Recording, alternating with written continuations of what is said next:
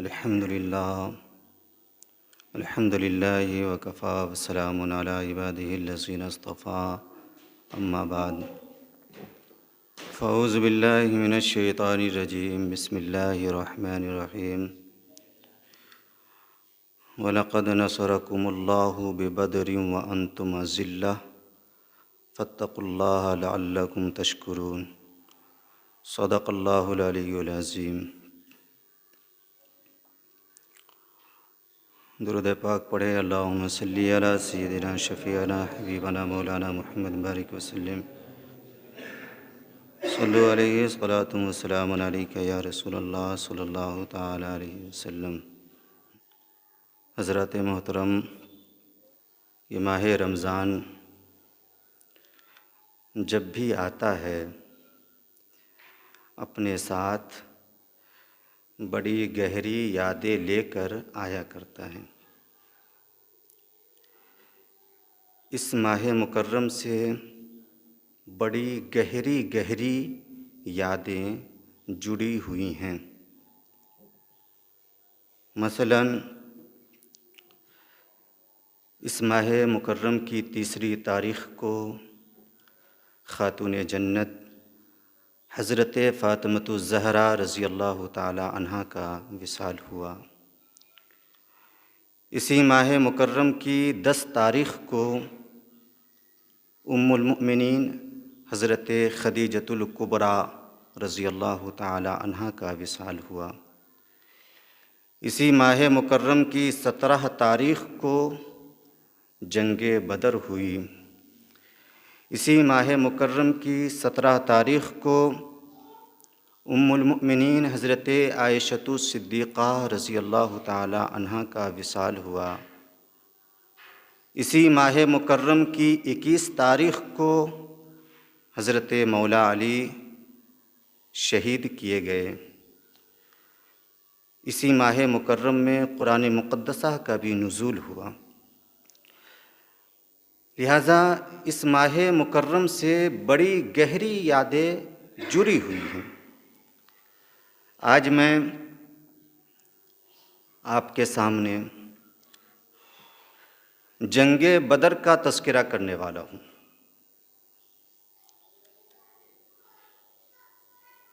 یہ 2 ہجری میں 17 رمضان المبارک کو یہ جنگ لڑی گئی۔ بدر مدینہ شریف سے تقریباً 80 میل کے فاصلے پر ہے، جہاں زمانہ جاہلیت میں سالانہ میلہ لگا کرتا تھا، اور وہاں ایک کنواں بھی تھا جس کے مالک کا نام بدر تھا۔ اسی کے نام پر اس جگہ کا نام بدر رکھا گیا۔ وہ مقام بدر جہاں مسلمانوں اور کفار قریش کے درمیان ایک بڑا معرکہ پیش ہوا، ایک بڑی لڑائی لڑی گئی، ایک بڑی جنگ لڑی گئی، جس جنگ میں اللہ رب العزت نے مسلمانوں کو عظیم و شان فتح یابی نصیب عطا فرمائی، جس کے بعد اسلام کی عزت و اقبال کا پرچم بلند و بالا ہونے لگا، اور کفار قریش کی عظمت و شوکت خاک میں ملنے لگی۔ یہ لڑائی بہت بڑی لڑائی تھی، چونکہ ایک طرف نہتے مسلمان تھے، کمزور مسلمان تھے، تعداد میں صرف 313 تھے۔ دوسری جانب مکہ کے بڑے بڑے سردار تھے، 1000 سے زائد کی تعداد میں موجود تھے، لیکن فتح یابی مل رہی ہے تو صرف 313 والے کو فتح یابی مل رہی ہے۔ سبحان اللہ۔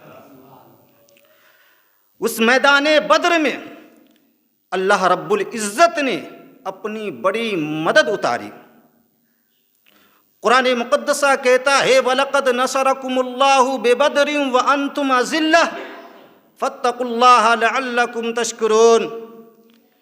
یقیناً اللہ رب العزت نے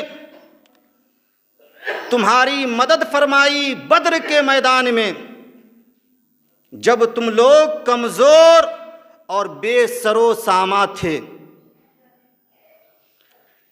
تب اللہ رب العزت نے تمہاری مدد فرمائی۔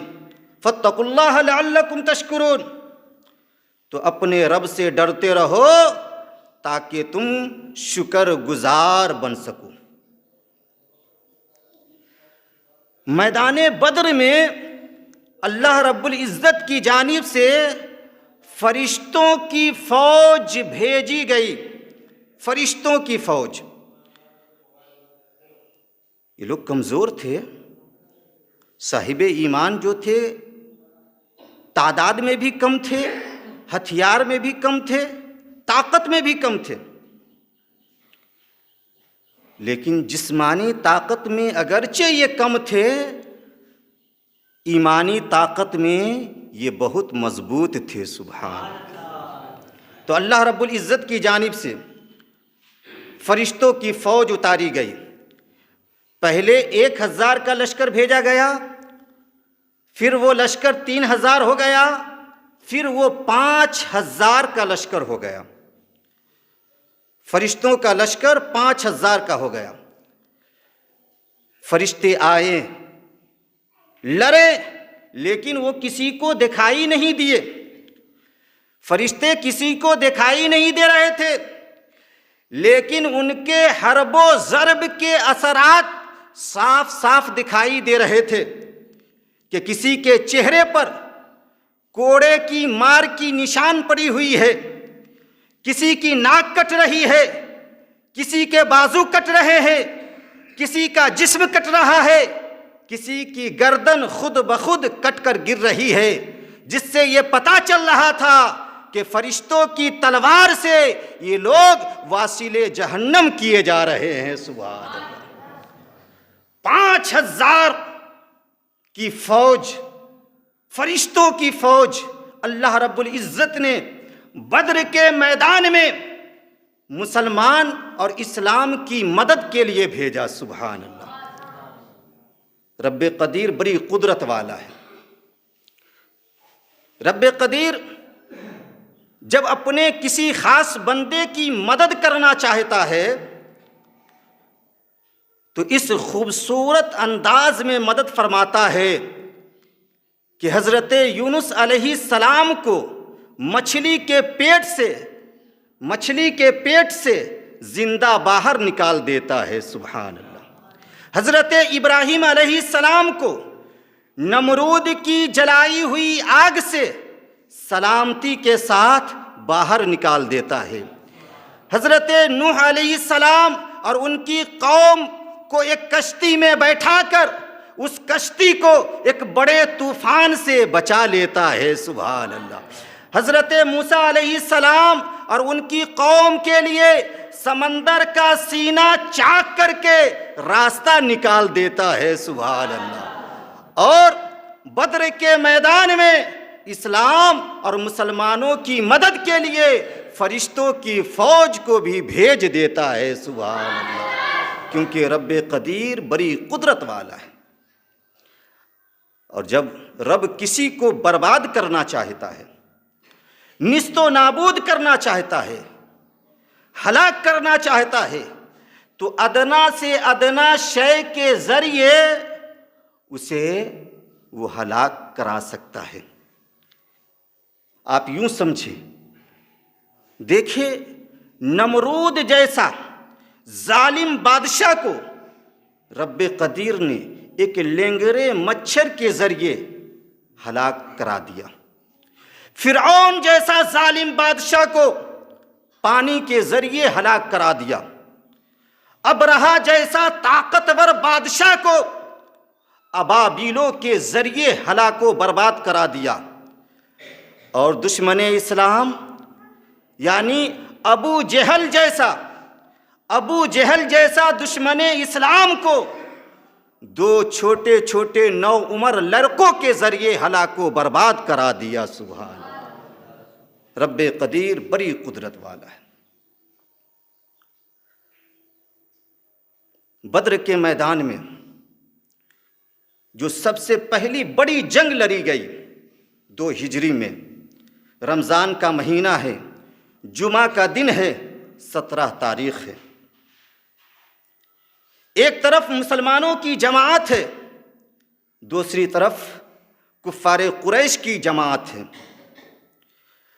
اور دل دہلا دینے والی بات تو یہ ہے کہ کفار قریش میں جتنے لوگ تھے اس میں سے زیادہ تر مسلمانوں کے اپنے ہی تھے، قریبی رشتہ دار تھے، صحابہ کرام کے قریبی رشتہ دار تھے۔ کسی کا بیٹا اس لشکر میں موجود ہے، کسی کا بھتیجا اس لشکر میں موجود ہے، کسی کا چچا اس لشکر میں موجود ہے، لیکن صحابہ کرام تھوڑا بھی گھبراتے نہیں ہے، بلکہ ایمان و عقیدے کو مضبوطی سے تھام کر کھڑے رہتے ہیں اور اس لشکر کو پیغام دیتے رہتے ہیں کہ سنو، تم میں سے اکثر لوگ ہمارے رشتہ دار تو ہو، لیکن ابھی تم سب کے سب ہمارے دشمن ہو، اس لیے کہ تم ہمارے نبی کے نہیں ہو۔ ہمارے نبی کے نہیں ہو تو سن لو، جو ہمارے نبی کا نہیں ہے وہ ہمارا بھی نہیں ہے۔ سبحان اللہ، جو ہمارے نبی کا نہیں ہے وہ ہمارا بھی نہیں ہے۔ 313 ہے، آگے بڑی جماعت ہے، 1000 سے زائد ہے۔ کامیابی دیکھیں اس طرح مل رہی ہے کہ کفار قریش کی جانب سے بڑے بڑے سردار اس جنگ میں مارے جاتے ہیں، بڑے بڑے سردار، عتبہ ہو گیا، شیبہ ہو گیا، ابو جہل ہو گیا، یہ سب کے سب اسی میدان میں مارا جاتا ہے۔ یعنی 70 کفار قریش کی جانب سے لوگ مارے جاتے ہیں، اور جب ان کے سپاہی دیکھتے ہیں کہ ہمارے بڑے بڑے سردار ختم کر دیے گئے تو پھر وہ ہمت ہار جاتے ہیں، ہتھیار ڈال کر راہ فرار اختیار کر لیتے ہیں۔ تو اس افراتفری میں 70 لوگ گرفتار بھی کیے جاتے ہیں، 70 مارے گئے اور 70 قیدی بنائے گئے، 70 گرفتار کیے گئے۔ اب دیکھیں حضور کو اللہ رب العزت نے کل کیا ہونے والا ہے اس کا بھی علم عطا فرمایا تھا۔ لڑائی دن میں ہونے والی ہے۔ پیغمبر اسلام رات میں اپنے چند صحابہ کو لے کر میدان بدر کا معائنہ کرنے کے لیے نکلتے ہیں۔ آپ کے ہاتھ میں ایک چھری ہوتی ہے، آپ اس چھری سے میدان بدر میں نشان لگاتے ہیں اور اپنے صحابہ سے فرماتے ہیں کہ سنو، یہ فلاں کافر کے قتل ہونے کی جگہ ہے، یہ فلاں کافر کے مرنے کی جگہ ہے، کل یہاں پر فلاں کافر کی لاش پڑی ہوئی تمہیں ملے گی۔ اور جب جنگ ختم ہوتی ہے تو دیکھا جاتا ہے تو ہو بہو اس کافر کی لاش وہیں پڑی ملتی ہے جہاں پر رات میں مصطفیٰ جان رحمت نے نشان لگا دیا تھا۔ سبحان اللہ، اس سے پتہ چلتا ہے کہ ہمارے نبی کو یہ بھی معلوم تھا کہ کل کون کیا کام کرنے والا ہے، اور ہمارے نبی کو یہ بھی معلوم تھا کہ کون کس جگہ پر مرنے والا ہے۔ سبحان اللہ، جبھی تو حضور نے ایک دن پہلے ہی نشان لگا دیا، جنگ دن میں ہونے والی ہے، رات میں ہی آپ نے نشان لگا کر بتا دیا کہ یہ فلاں کافر کے مرنے کی جگہ ہے۔ جب جنگ ختم ہو گئی تو پیغمبر اسلام نے تمام کی لاشوں کو، کفاروں کی لاشوں کو ایک گڈھے میں ڈلوا دیا اور پھر کنارے کھڑے ہو کر آپ نے اس سے خطاب فرمایا، نام لے لے کر، اے فلاں ابن فلاں، بتاؤ تم نے اپنے رب کے وعدے کو سچا پایا؟ میں نے تو اپنے رب کے وعدے کو سچا پا لیا، ہو بہو سچا پا لیا، رب نے ہماری مدد فرمائی۔ تو جب حضرت عمر بن خطاب رضی اللہ تعالی عنہ نے دیکھا کہ حضور بے روح کے جسموں سے خطاب فرما رہے ہیں، مرے ہوئے لوگوں سے خطاب فرما رہے ہیں، تو حضرت عمر بن خطاب نے کہا، یا رسول اللہ، آپ ان مرے ہوئے لوگوں سے گفتگو فرما رہے ہیں؟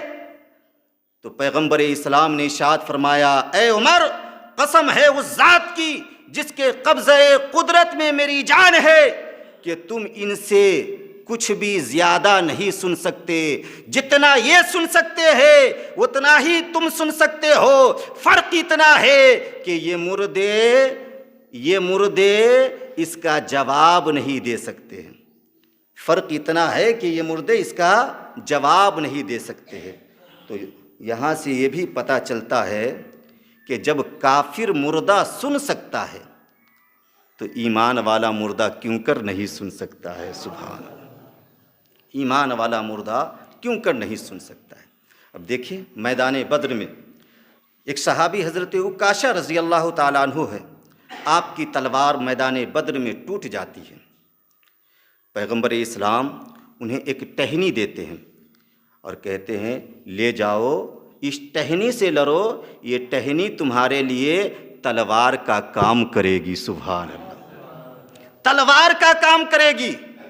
بشارت مصطفیٰ سنتے ہیں، ٹہنی لیتے ہیں، اور جیسے ہی اس ٹہنی کو پکڑتے ہیں، اس لکڑی کو اپنے ہاتھ میں حضرت عکاشہ لیتے ہیں، حقیقت میں وہ ٹہنی، وہ لکڑی ایک بہترین تلوار بن جاتی ہے۔ سبحان اللہ، ایک بہترین تلوار بن جاتی ہے، اور اتنی مضبوط تلوار بن جاتی ہے کہ وہ میدان بدر میں بھی کام آتی ہے، اور اس کے بعد حضرت عکاشہ پوری زندگی اس تلوار سے لڑتے رہتے ہیں، پوری زندگی حضرت عکاشہ کو وہ تلوار فائدہ پہنچاتی رہتی ہے۔ سبحان اللہ، اتنی عمدہ اور مضبوط تلوار بن جاتی ہے۔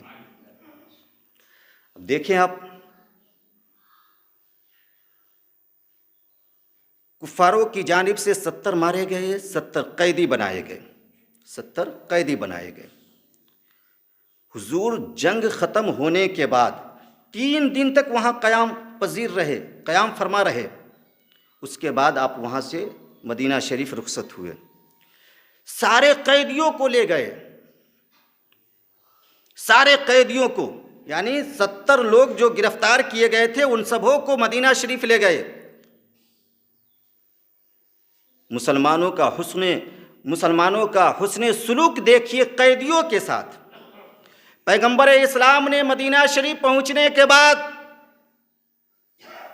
اپنے صحابہ سے فرمایا کہ تم میں سے جس کی جو استطاعت ہے اس اعتبار سے، اس حساب سے ان قیدیوں کو اپنے اپنے ذمے لے لو اور انہیں بہترین طریقے سے کھلاؤ پلاؤ، ان کے ساتھ حسن سلوک کرو۔ سبحان اللہ، یہ ہے ہمارا اسلام جو اپنے دشمنوں سے میدان میں صرف لڑتا ہے، گھر میں نہیں لڑتا۔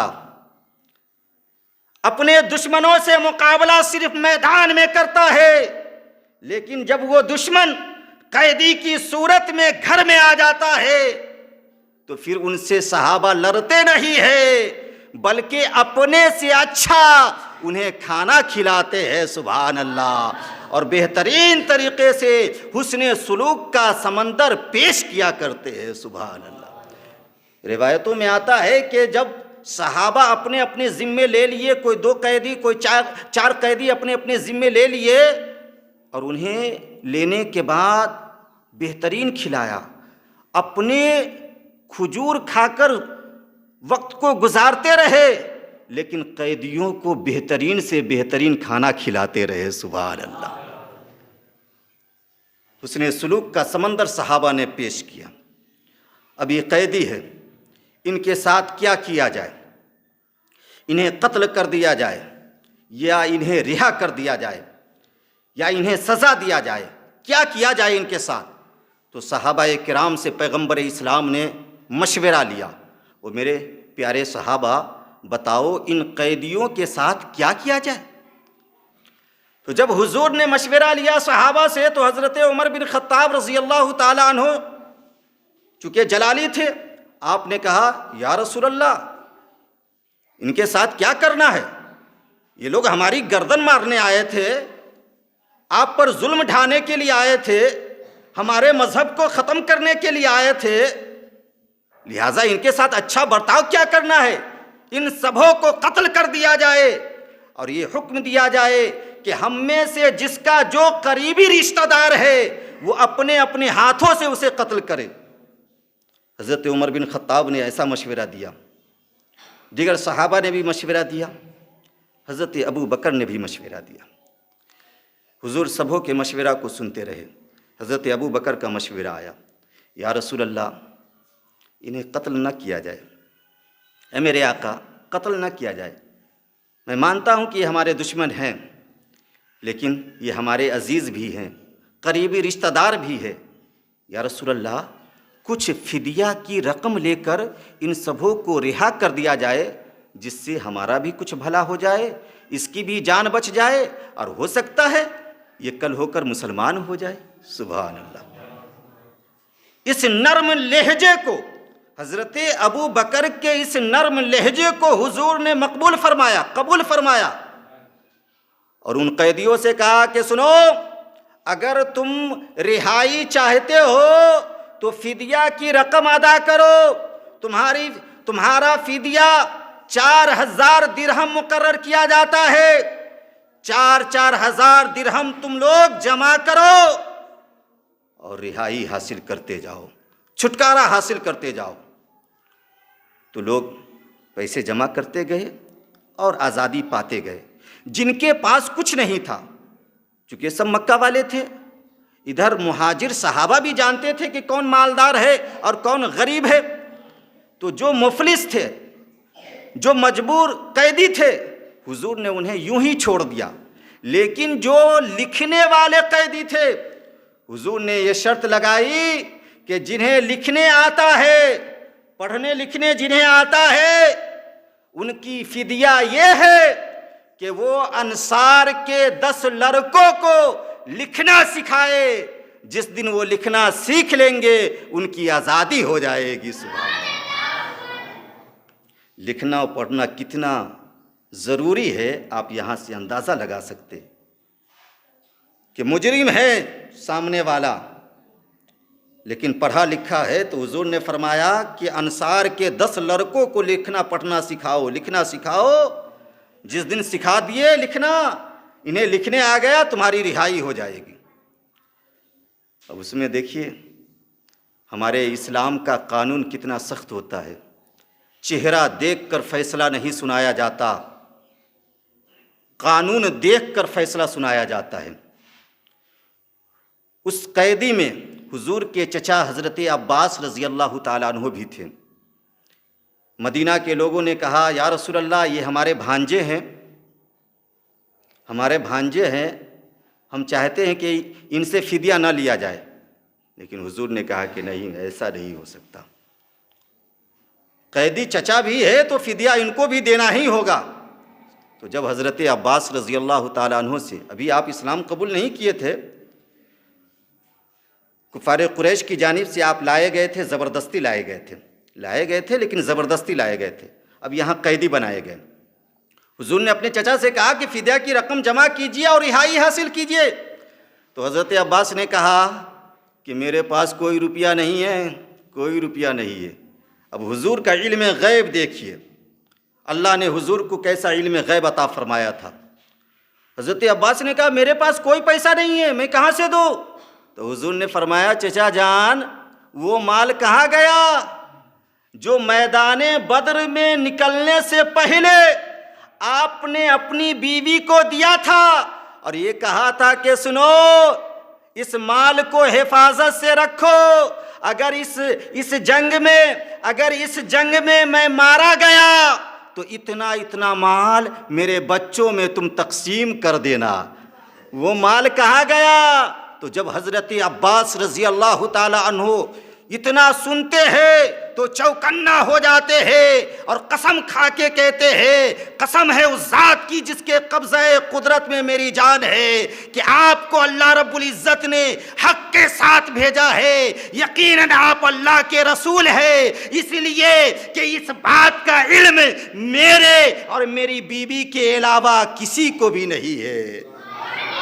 اس بات کا علم میرے اور میری بیوی کے علاوہ کسی کو بھی نہیں۔ آپ کیسے جان گئے؟ یقیناً آپ کو اللہ نے حق کے ساتھ بھیجا ہے۔ پھر بھی اتنا کہنے کے بعد بھی آپ نے فدیہ کی رقم معاف نہیں کیا، فدیہ انہیں دینا پڑا، فدیہ دے کر وہ رہائی حاصل کیے۔ اس کے بعد وہ حضرت عباس رضی اللہ تعالیٰ عنہ اسلام قبول کیے، دامن اسلام کو تھامے۔ کہنے کا مطلب یہ ہے کہ اگر ہم مضبوط ایمان کے ساتھ آج بھی رہیں نا تو رب کی مدد آج بھی ہمارے پاس آئے گی، جیسا کہ کل رب کی مدد آیا کرتی تھی، آسمان سے فرشتوں کی فوج اترا کرتی تھی، قبرستان سے مردوں کی فوج کھڑی ہوا کرتی تھی ہماری مدد کے لیے، لیکن آج ہماری مدد کے لیے نہ قبرستان سے مردوں کی فوج کھڑی ہو رہی ہے، نہ آسمان سے فرشتوں کی فوج آ رہی ہے۔ کیوں؟ ہم اپنے آپ میں جھانکے کہ کیا ہمارا ایمان مضبوط ہے، ہمارا اعمال بہتر ہے۔ مسلمانوں، اگر ہمارے ایمان و عقیدے، ہمارے اعمال بہترین ہو جائے تو یقیناً اس دور میں بھی ہمارے رب کی مدد ہمارے لیے اترتی ہوئی نظر آئے گی۔ سبحان اللہ، ہمارے لیے اترتی ہوئی نظر آئے گی۔ اللہ رب العزت ہم سبوں کو راہ مستقیم پر چل کر زندگی بسر کرنے کی توفیق عطا فرمائے۔ وآخر دعوانا الحمدللہ رب العالمین۔ السلام